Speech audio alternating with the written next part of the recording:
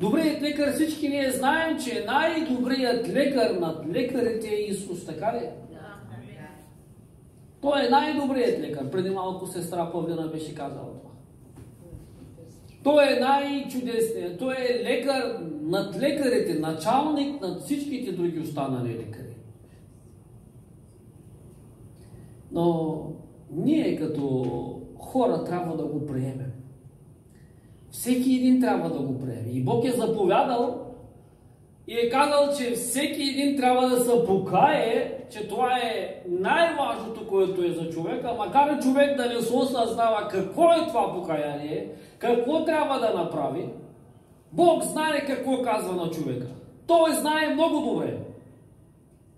Сега човек да се подчинява само на Божието Слово, на Божия заповед, и след време ние разбираме, че Бог е намислил най-доброто за нас. Амин.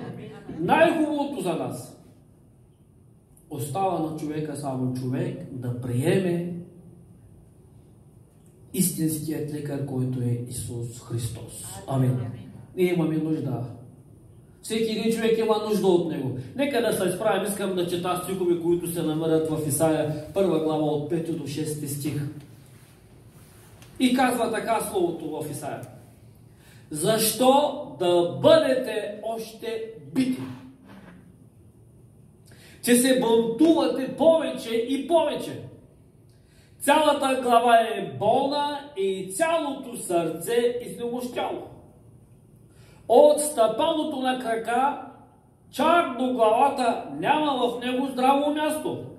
Струпеи и свини и гнойни рани, нито изтискани, нито превързани, нито омекчени с масло. Нека да се. Този стих дава определение за цялото човечество. Този стих казва диагнозата на всеки един човек. Той казва, че защо още трябва да бъдете бити от всеки? Защо трябва да страдате и защо трябва да бъдете стискани от Сатана с разни неща по вас? Това е вашата диагноза, това е което вие страдате, понеже се бунтувате против мен. И аз виждам вашето състояние, че още от главата до петите вие сте болни. И между вас в цялото тяло няма нищо здраво. До петите всякъде е болно, всичко е болно. Навсякъде е синини, навсякъде е изнемощяло. Знаете ли, че днес човек може да бъде така, да изглежда много здрав, много силен. Така като го видим, можем да кажем, че този човек е много як. Но Бог казва за всеки един човек, макар да е толкова силен, Бог казва, че ти си болен. Бог казва, че ти си болен. В тебе има болест и ти не знаеш, че ти си болен. И ти страдаш, а отвътре болестта те яде. И тази болест, която е в теб, ти не го осъзнаваш, но тя е израсла от ден на ден, от ден на ден, и аз виждам твоят край като болен човек, като паднал човек, като изнемощял човек, като страдащ човек, и пред тебе е Сатана те бие по тялото, и Бог казва като че ли аз всичко това го виждам, защо страдате все още? Защо трябва да страдате все още? Добрият доктор. Добрият доктор е днес. Ние знаем, че нашият Господ Исус. Амин. Той е най-верният доктор. Той знае нашата диагноза, той знае всеки един човек от какво страда. И кое е най-важно за него, един глупав човек само ще отиде да търси отговор от някакви глупави лекари. Не казвам, че не трябва да отидем на лекари, съвсем не означава това. Но ние ако преценим, ако сравним земният лекар с нашия небесен лекар, ние тогава губим. Ние не можем да оставим Исус на една страна и да кажем да бягаме с пълна вяра по лекари, по разни хора, които те могат да ни вредят още повече, защото в Йов казва 13 глава 4 стих: а вие сте съчинители на лъжи. Сега вижте. А вие сте съчинители на лъжи. Всички сте безполезни лекари. Ама всички сте безполезни лекари. Знаете ли, че това, което днес дори най-добрият земен лекар да ви го направи, да ви го даде, то не може да бъде сравнено с това, което Исус ще направи за нас. Амин. Това е най-важното за нас, което Той ще направи. И Той казва, че добрият лекар спасява живот. Амин. И сега ние можем да се подведем по някакъв начин. Както светът се подвежда, както невярващият човек се подвежда, търси спасение и с всички усилия търси това спасение от земния лекар. Разбирате ли? А за нас е най-важното ние да търсим спасение от силата на греха. Амин. Това е най-важното за нас. Разбирате ли, че ние когато бягаме да бъдем спасени от земен лекар, ако изпускаме това, което Господ ми го казва, ние трябва да бъдем спасени от силата на греха, което отвътре наяде и прави така, че което е вътре в нас от ден на ден, от лошо на по-лошо, грехът расте и Словото ни казва, че зачва смърт. Разбирате ли? Първо трябва да търсим небесният лекар. Амин. Когато търсим небесният лекар, тогава ще ни се отворят врати за земните лекари. Амин. Тогава те много малко ще направят и ние ще видим ползата от Бога.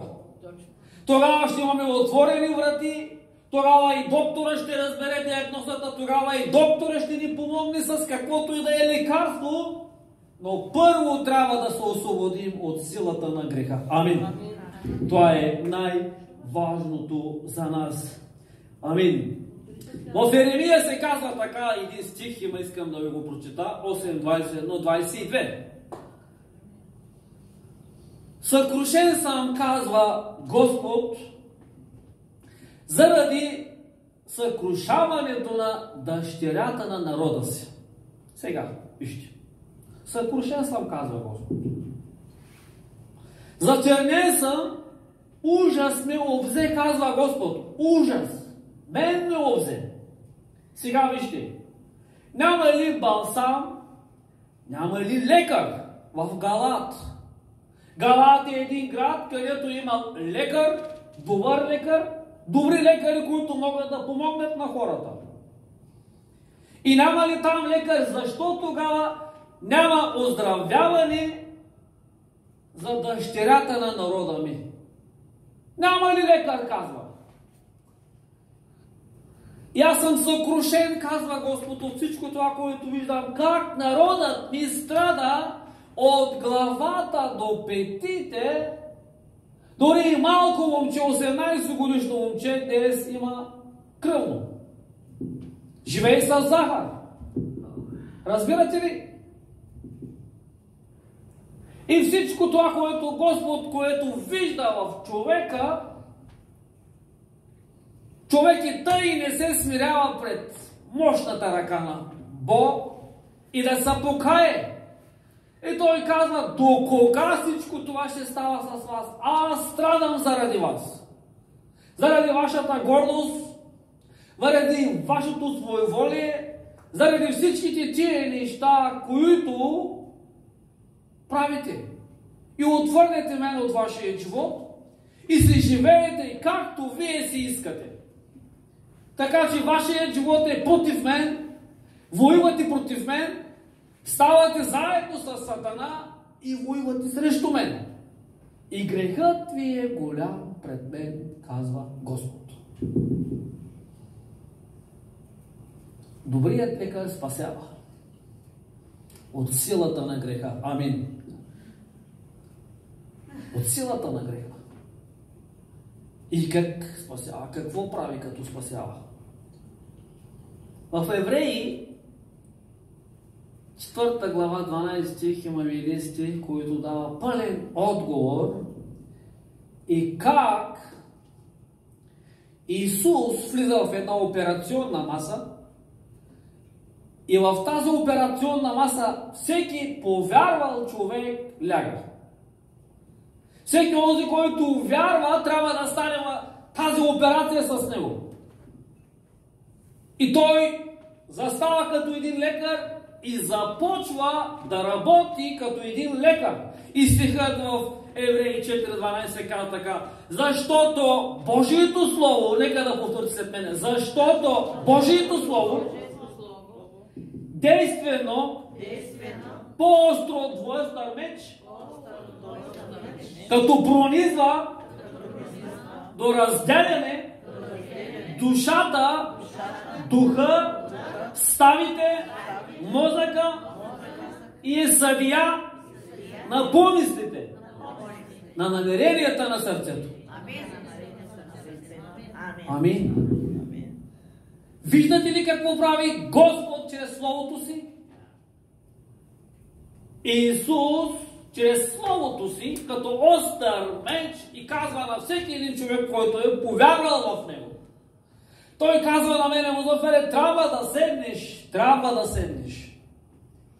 Трябва да го направиш. Вижте, покаянието е съвсем друго, когато ние приемаме Господ в нашия живот.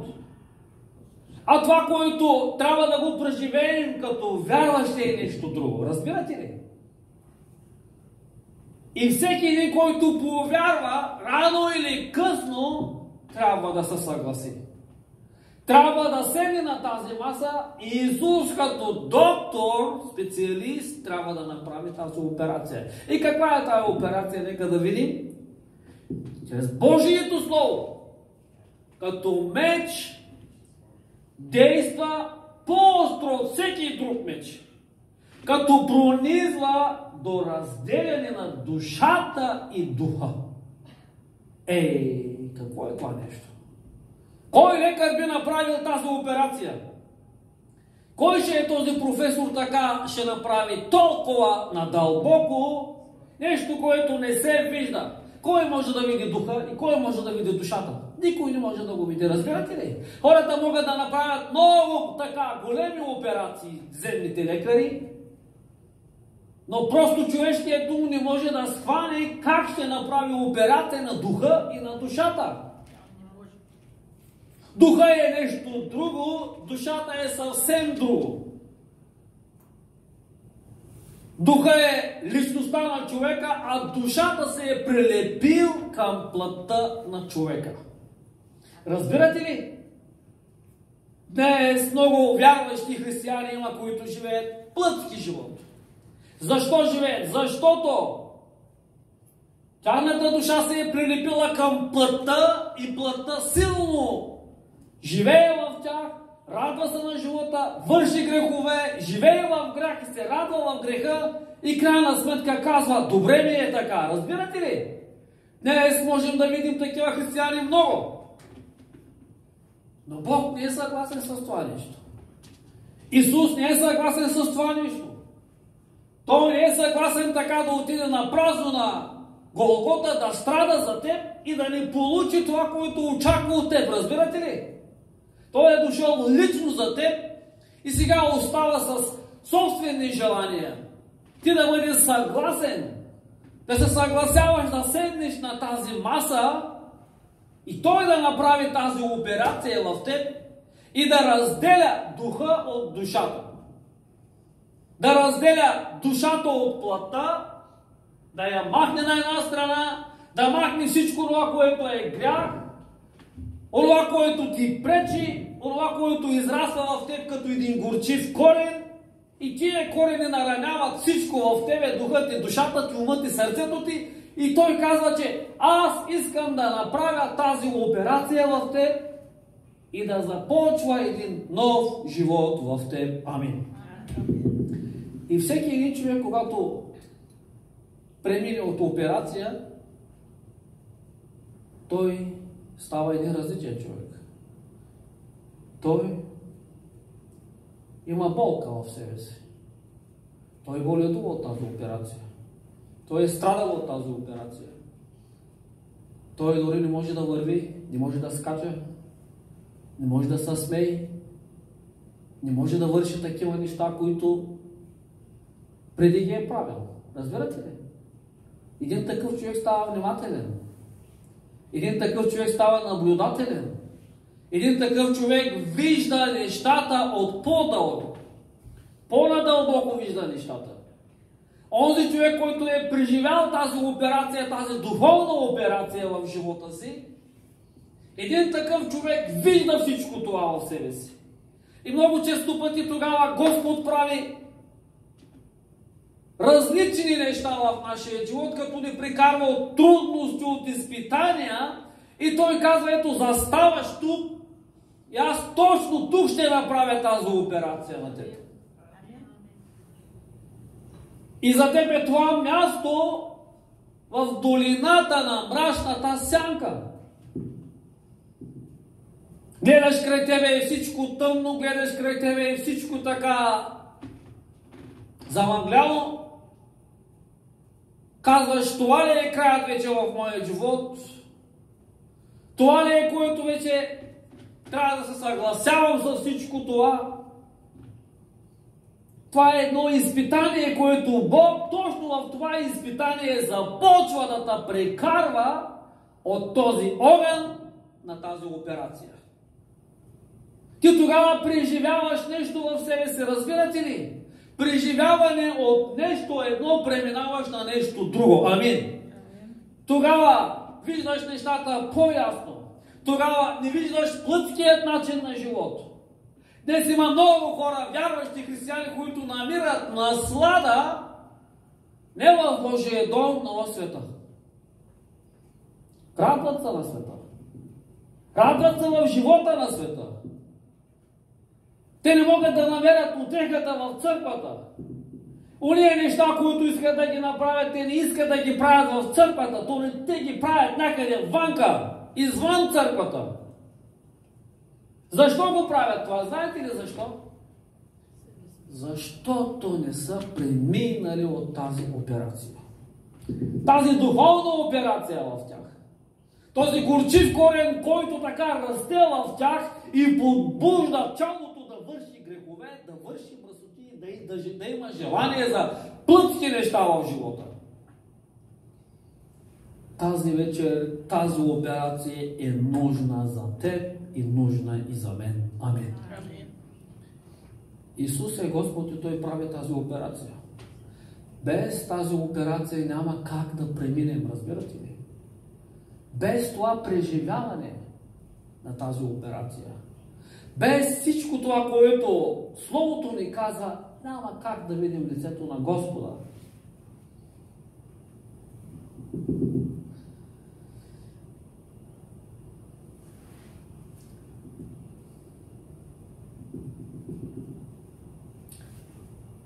Добрият лекар.